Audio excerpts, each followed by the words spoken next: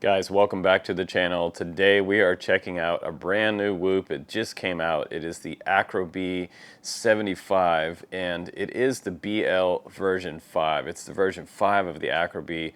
I'm happy to, if you're looking at this for the first time, you've never seen Newbeedrone, welcome to the fun, because that's what this company is all about, is micro-sized fun, little stuff you can fly without anybody bothering you. It is super fast or slow if you want to bring the camera down, or if you want to bring the camera up, it really increases the speed.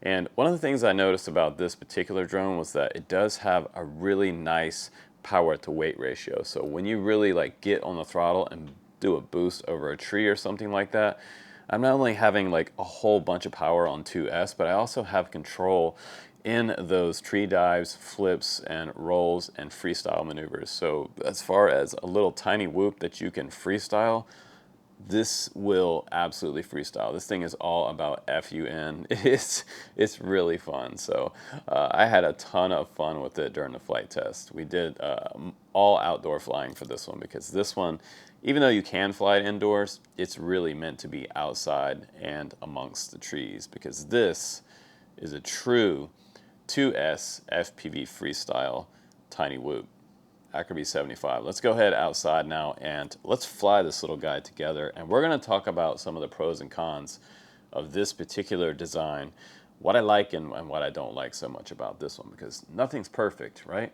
But we'll see if it gets the thumbs up on the channel today. Let's go ahead and do some flying. After that, we'll come back to the bench and we'll talk about the AcroBee75, the brand new one from Newbeedrone.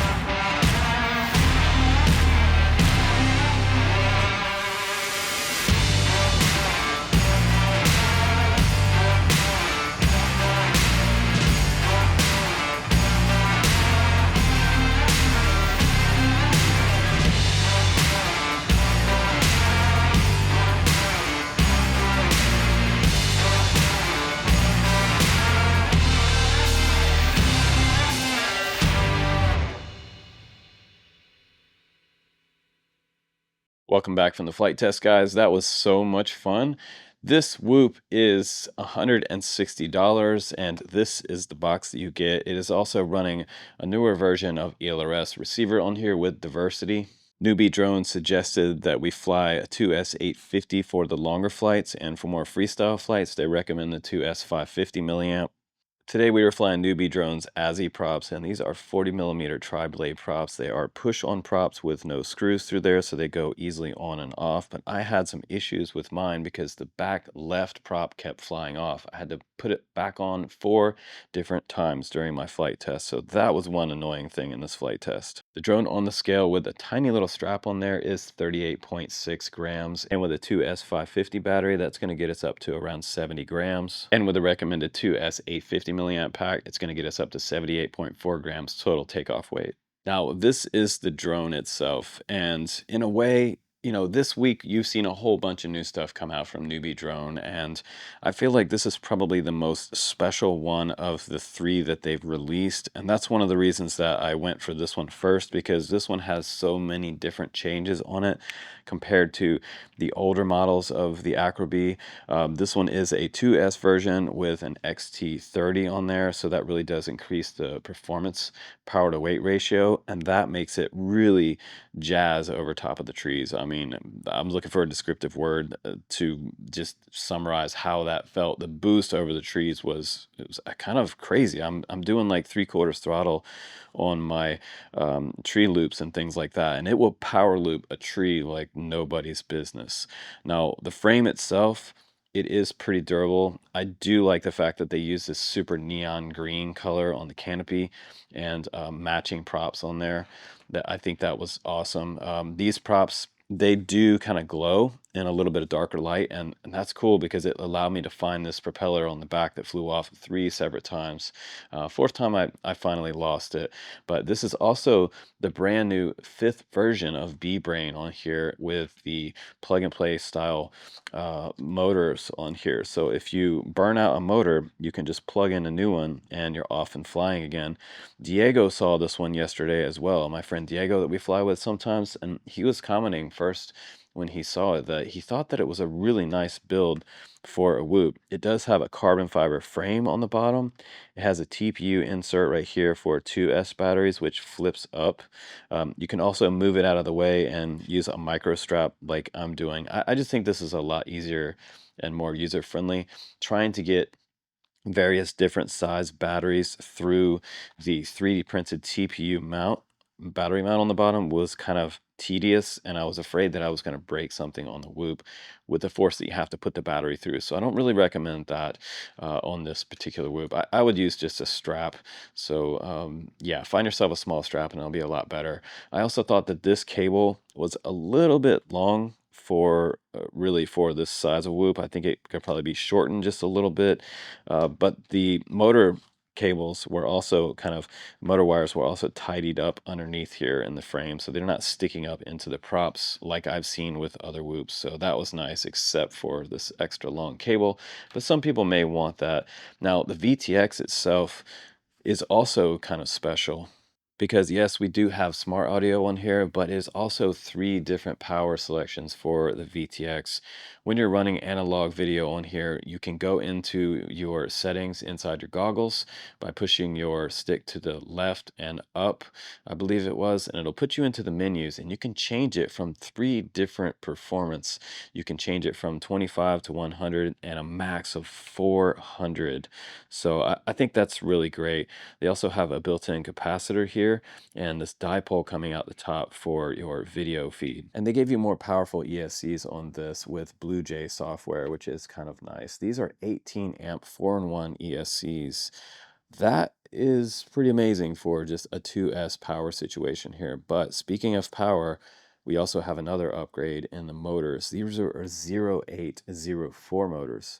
So that's giving us more power than kind of the standard 2S Whoop size at 0803s that we've flown forever.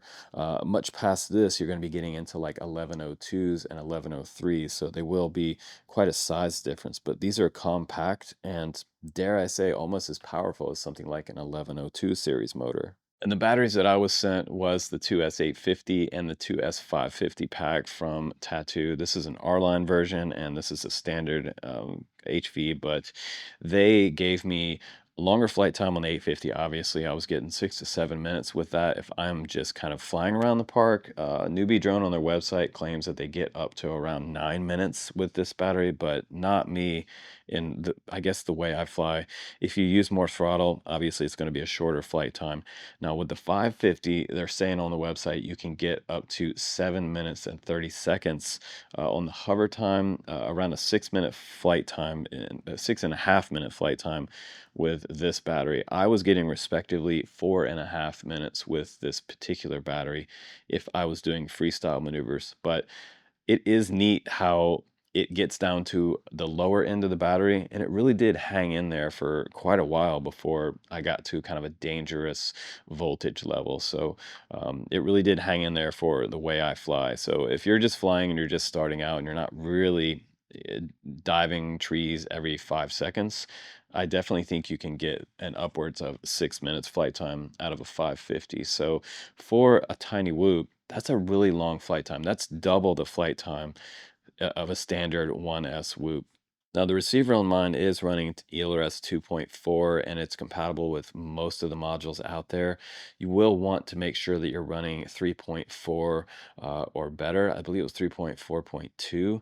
I had to update my internal menu, my internal module inside my boxer to the latest version to be able to bind to this. So that's one thing that you will have to do. It is built into the board.